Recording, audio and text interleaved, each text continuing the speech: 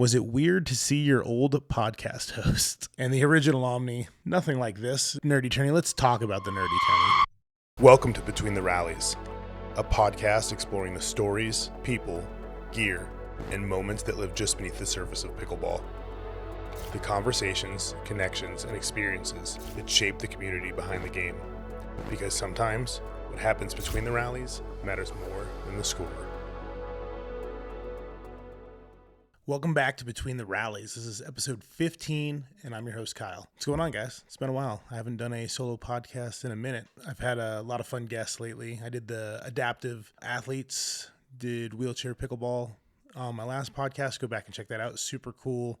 Huge respect for those dudes. It's not easy playing pickleball in a wheelchair, but it's a lot of fun. And then before that, I had Jake Plummer doing a remote podcast. I've been traveling. I just got back from the Bread Butter Nerdy Tourney that took place in Vero Beach, Florida. Super fun event. Always great time to hang out with, the fellow paddle reviewers and creators, whatever you want to call us. This year we actually got, because of the acquisition of Selkirk, we got to hang out with Rob Barnes, CEO of Selkirk, and then Doug Thielen, their CMO. So it was kind of fun to meet those guys, get a little more, understanding on the acquisition. I've always been a Selkirk fan, being an Idaho guy, so it was cool to, rub elbows with the big man and kind of talk, the brand, their vision, why they acquired Bread and Butter, and kind of just, where they're headed. So that was fun, but I'm glad to be back in Idaho, and now we're shooting a podcast. So let's get right into it. Off bounce, I have been doing some other content, trying to do some fun stuff there. I've been a little slow to release podcasts, I know. I've got some other things, some personal stuff going on, which has kind of just taken up a lot of my time lately. I won't get into that, at least in this podcast, but I've been trying to find a lot of good guests. So we've been doing a lot more remote podcasts, or a couple on site with the mental health tournament that went on. Haven't spoken since that happened. We had a great NAMI tournament, very windy. The wind was brutal. Still always fun to get out and raise money. I think we raised like $33,000 or something this year. It was the highest dollar amount raised by charity tournament. This was the 6th annual. So that was super cool. Also, shout out to all of you guys that donated. My buddy Keith had a cardiac event. He's actually going in for a triple bypass surgery.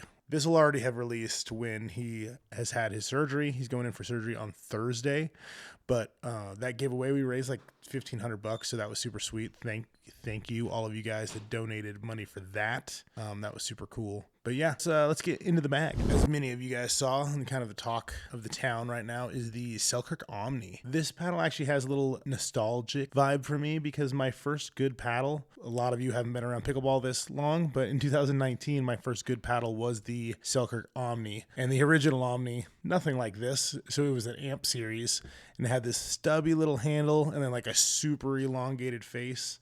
And I'd play like fingers up on the paddle, like ping pong style, because I wasn't very good yet. That was like my first good paddle. So when I saw Selkirk releasing the Omni, I was pretty excited that they reused that name. A couple cool features. It's essentially it's like a boomstick. It's got that React core, I think they're calling it. And then it's got the removable MOIs, so they actually pop off. One thing I don't love about this is it's not easy if you go higher. So on the side here, there's like a little line that's basically up only like a quarter of the paddle, where you can kind of eyeball where you're putting this MOI system, so you match it to the other side. But what I would like, and they get on there pretty good, they do not pop off. You got to put them on there with some force. But I think a better move would have been to put maybe some tick marks along the edge guard to match them up, versus just this one line on the face. I actually tried this paddle with 3 MOIs. It was basically Thor's hammer. Whole face was a sweet spot. That wasn't the move. The setup I'm rocking right now, I've got You Drippin' Freaky Tack, and then I got these 5-gram weights from Bodie. I love the 5 gram per strip. 2 of those going up the throat, and then the MOIs kind of right in the middle. I bring them down a little further when I'm actually playing with them, put them basically right above where that weight goes. So if you are a fan of the boomstick, but maybe it's just a little too poppy for you, the Omni's pretty good. The power level, I didn't feel like it was like that much lower than the boomstick, but it definitely felt less poppy. I played pretty well with it. I liked it. So good job, Selkirk. Price is $300, and I do have a code. It's INF-DinkSmashMedia. Another one, I'm late to the game. I finally got the Joola R4lly shoes. They sent me not a super loud color, which I actually love. I got black and gum. I've seen like the bright green and the red, and actually I definitely prefer this toned down color. It's using that core Dura fabric. It's supposed to be pretty durable on the top. It's got a very nice toe cap, which I am a big fan of the toe caps because I drag my feet a lot. So like the first Skechers, the MacGuffin Vipers, like there was like no toe cap. I could wave at you with my toes after basically 2 weeks on the court because I would drag my foot and I just tore a hole right through it. So I appreciate these toe caps. It does have a mid-sole carbon shank, and you can actually see it on the bottom right there. It's carbon fiber, gives it some rigidness. But no, solid shoe. They are $180, which is pretty expensive considering there's no sole warranty, but they are extremely comfortable. I'm excited to get a lot more hours on them. Give them a try. I will say when I went to that Joola event in Vegas, I talked to the guy that was helping design the shoes, and he comes from a long background of designing shoes, so they wanted to make sure they put something out really good. Basically, they did their homework and they wanted to put out a good product the first time. We've seen some companies where that first shoe they released was kind of like Selkirk being an example. Like the first Court Strike, it was okay. Like the Court Strikes now, though, are great. So Joola said they took their time. They wanted to release a good shoe right off the bat. I haven't heard very many complaints about the shoe at all other than the price and that there's no sole warranty. I do not have a code for Joola, so if you get them, just put in the notes that, I influenced you. Now let's talk about the main shoe, the Skechers Viper Court Elite 2.0. I'm really digging these shoes. It's got that full wraparound toe cap now to protect like what I used to do, blow out through the toe there. It's using the Goodyear sole. These are slip-ins. So they call it a heel pillow, but what I call it basically a built-in shoehorn. So this heel is like super rigid, so you can just slip in like you have a shoehorn in here already, which is nice. It's kind of an old man feature. You don't have to bend down and put your shoes on. And then you just leave them kind of tight, and then you have this nice little strap here that you can really crank down the fit over the top. But these have been playing really good. They're wearing incredibly. This is a solid shoe, and these are only like $135. This is much more palatable. My budget comes in a couple different colors, but I actually really love this color. So thank you, Skechers, for hooking these up. Check them out. And as far as paddles go, I've mainly been playing the Selkirk. I got a few paddles I really need to try that I got. I got in the Luz Glider. Got in a couple new paddles from Alpha. I haven't hit an Alpha paddle in a long time. So they released some foam paddles. I got the Solaris and the Meta. And another paddle that's been high on my list that I've already talked about those. I've been playing I finally got the Shift Hybrid SpongeBob. And that's like one of my favorite paddles. So that's been super cool. So that's what I got in the bag. And also, I don't have them on me. I'll have to talk about it next week. But I'll show them next week. I finally bit the bullet and bought the Pilla glasses. I got the Razors. From the recommendation of Chris Hayworth. So I did the Razors, and I did the fork frame. So the frame basically splits in two. So you have 2 points of contact on each side of your head. And really what that does is the glasses don't move while you're playing, and it also takes a little bit of the weight off your nose. So the glasses feel much lighter. I'm actually really impressed. So I got the lime green lens for indoors, and then it's like a red. I wanted the blue, but the blue sold out. It's like a red mirrored-ish lens for outdoors. But they've been great. No fogging, and I'm like a heavy breather. I usually fog glasses pretty bad from sweat and heavy breathing. Very expensive, but so far so good. I'm loving them. All right, we're gonna skip around the net this week. I haven't been watching much MLP and Pro Pickleball with all the traveling and what's going on. So we're gonna dive right into mail call. So I put a post up on Instagram asking for a couple questions for the podcast. Let's see what you guys got. I knew I was gonna get this question. Tito Chop, was it weird to see your old podcast host? Well, me and Braden live in the same town. I see him all the time. So no, it wasn't weird. And again, I have no ill will towards those guys. We're going different directions anyway, as far as podcasts go. I wish them nothing but the best. Was it weird? I mean, we're not besties, but I mean, I can play pickleball with them and be cordial. There's nothing wrong there. We're adults. Nothing there. Did I want to throat chop Aaron? Hopefully Aaron's watching this. No, I didn't actually want to throat chop Aaron. All right. WTF Shifu, what in your opinion is the best shoe setup for playing pickleball? So instead of listing off a certain shoe, I will list off some features that I like. One, I'm a bigger guy, so I definitely need more support. I like a shoe that's got a little more cushion, a little meatier laterally too, for lateral movements. A huge one though is that toe cap. Because I drag my foot, if I don't have a toe cap, I'm going to just shred the shoe. So I need that. And then an insole is pretty important to me. I use insoles, like the Blue Macas are typically I throw in there. I've used like the Cure X's. I've used good Super Feet. Typically, most of the brands have terrible insoles that come in their shoe, so I change them out. There's a few brands that are now including nice insoles. That's a nice touch. But yeah, those are the features I look for. As far as like great shoes that I've played recently, the UD1 from Udrippin is a great shoe. It's, reminiscent of like a Barricade, like an older Barricade. They're very sturdy. They wear very well. That Sketcher I love. The Joola's good. The Court Strike 2.0s are good, and the 3.0s are about to drop, so I'm sure those are going to be awesome from Selkirk. All right, another question from FryDog1EA. What are your thoughts on the grit patents, and will it make it harder for companies to compete? I think it's a great question. Durable grit is obviously the biggest talk right now. Everybody's coming out with their own grit. Honolulu's got their, super grit, where it's actually, if you look at it really small, it's like little crosses. And then the diamond grit from 6.0, Hexic grit from 11.624. Everybody's coming up with their own ways to do durable grit. And I do think this is going to make it harder for companies to compete once these all start getting patented.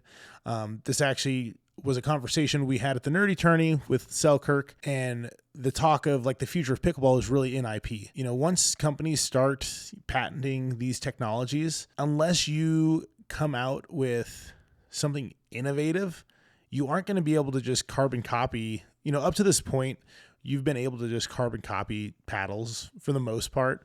You can just go out to China, get whatever the latest technology is, and then, slap your logo on it and call it your paddle. But as more companies patent their technologies, you're not going to be able to do that. So I do think we're going to see less new brands pop up and, a consolidation of brands around, increasing IP and patents and whatnot. So I do think it's going to make it harder to compete. I do love it though. It's the better grid is better for the consumer. Nobody likes buying a new paddle.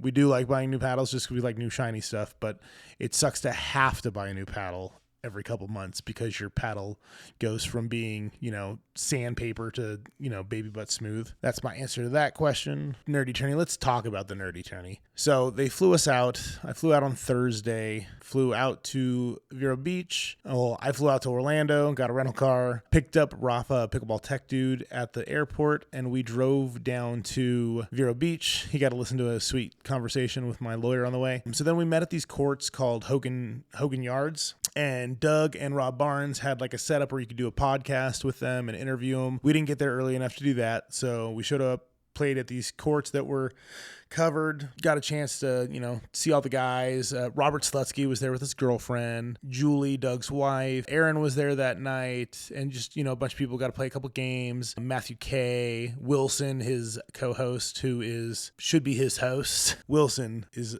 dominant compared to Matthew K, and Doug was ripping on him all weekend. It was hilarious. So that first night we played some games, went back to the hotel, kind of just sat around and went to bed pretty early. And then Friday was kind of just like a chill day. So most of us all went to these public parks at Dickbird Park, and they had a setup.